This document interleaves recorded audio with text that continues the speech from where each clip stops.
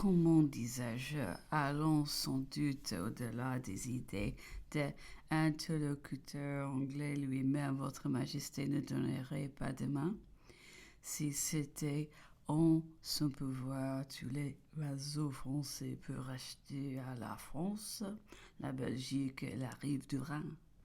Elle ne donnerait pas 150 millions pour recevoir des dizaines de milliards, et quelle marge du reste que c'est lui qui procurerait aux deux peuples à la fois l'objet pour lequel l'un et l'autre se ruinons et sont très gorgeants sans cesse des 80 années marchées qui réduiraient ces deux peuples à avoir réellement besoin l'un de l'autre, au lieu d'être entretenus en une perpétuelle inimitié.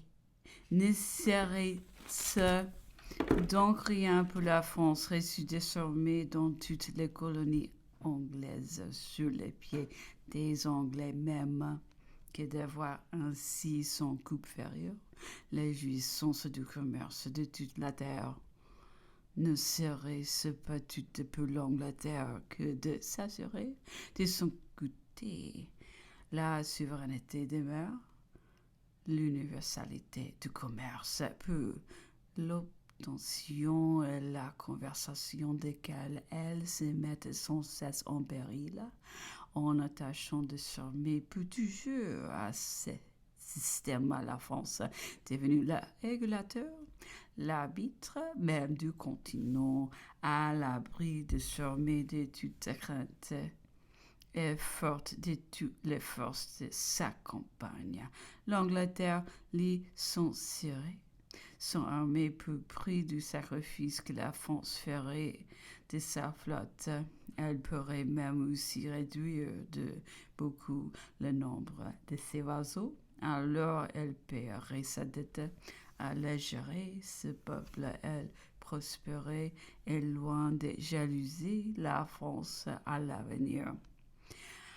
On la verrait une fois que le système serait compris et que les passions auraient fait place au vrai intérêt. On la verrait travailler elle-même à son agrandissement continental, puisque la France ne serait plus alors que l'avant-garde dont elle demeurerait la ressource et la réserve. L'unité de législation des deux peuples, leur intérêt commun de résultats si visiblement avantageux, acheveront de supplier dans ce plan à ce que la passion des gouvernants pourrait en présenter d'obstacles ou de difficultés.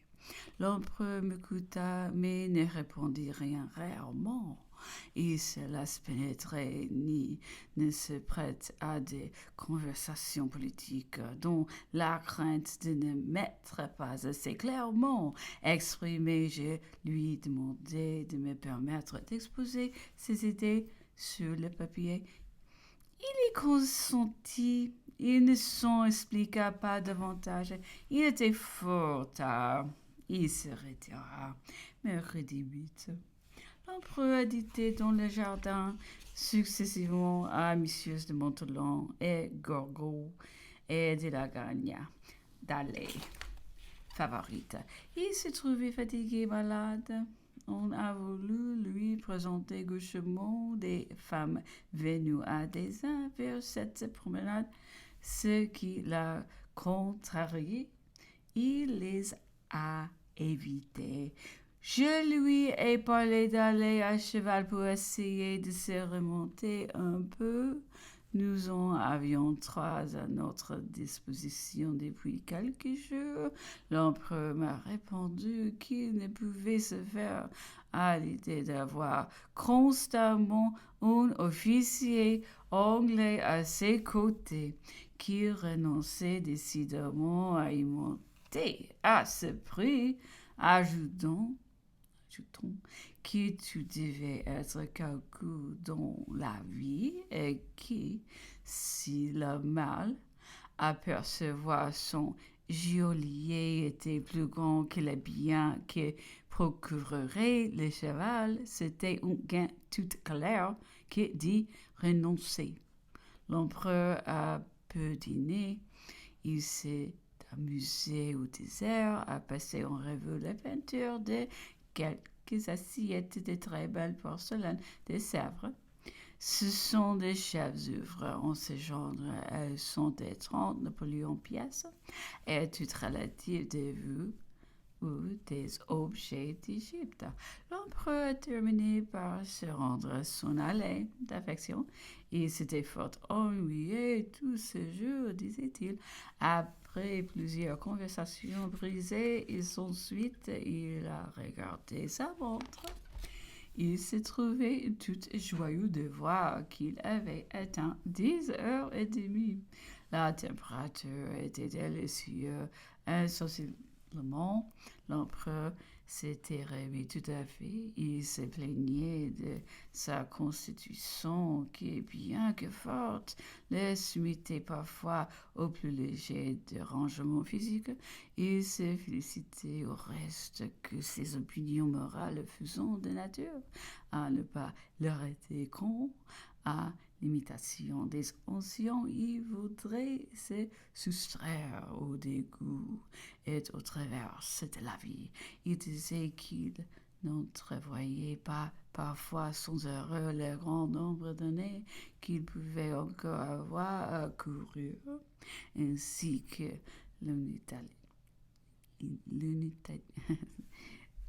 l'inutilité d'une longue vieillesse qui s'y pouvait se dire que la France était heureuse, tranquille et sans besoin de lui, il aurait assez vécu. Nous remontâmes, il était plus de minuit. C'était une véritable victoire que d'avoir atteint cette heure tardive, jeudi 9. J'étais d'assez bonne heure chez M. Balcom, lui porter mes lettres pour le repas. Un bâtiment allait partir. J'y rencontrai l'officier chargé de notre garde frappé de l'état d'aphaisement où j'avais vu l'empereur la veille et du besoin extrême qu'il avait de prendre quelque exercice. J'ai dit à cet officier que j'ai soupçonné les motifs qui empêchaient l'empereur de sortir à cheval, que j'allais lui parler avec franchise et avec autant plus de facilité, que j'appréciais tout à fait la manière délicate dont il remplissait son office auprès de nous. Je lui demandai donc quelles étaient ses instructions et ce qu'il ferait si l'empereur venait à se promener à cheval autour de la maison, lui faisant sentir la répugnance qui devait naturellement avoir pour tout ce qui était propre à lui rappeler à chaque instant la position où il se trouvait, l'assurant du reste qu'il n'y avait rien que lui feu personnel et que si l'empereur avait envie d'entreprendre de longues courses, j'étais persuadé qu'il le ferait demander de préférence pour en être accompagné. L'officier me répondit que ses instructions étaient de suivre l'empereur, mais que se faisant une loi de lui être le moins désagréable possible, il prenait sur lui de ne pas l'accompagner. À déjeuner, je fis part à l'empereur de ma conversation avec le capitaine. Il me répondit que c'était bien lui sans doute, mais qu'il n'en profiterait pas, n'étant pas dans ses principes de jouir d'avantages qui pourraient compromettre un officier.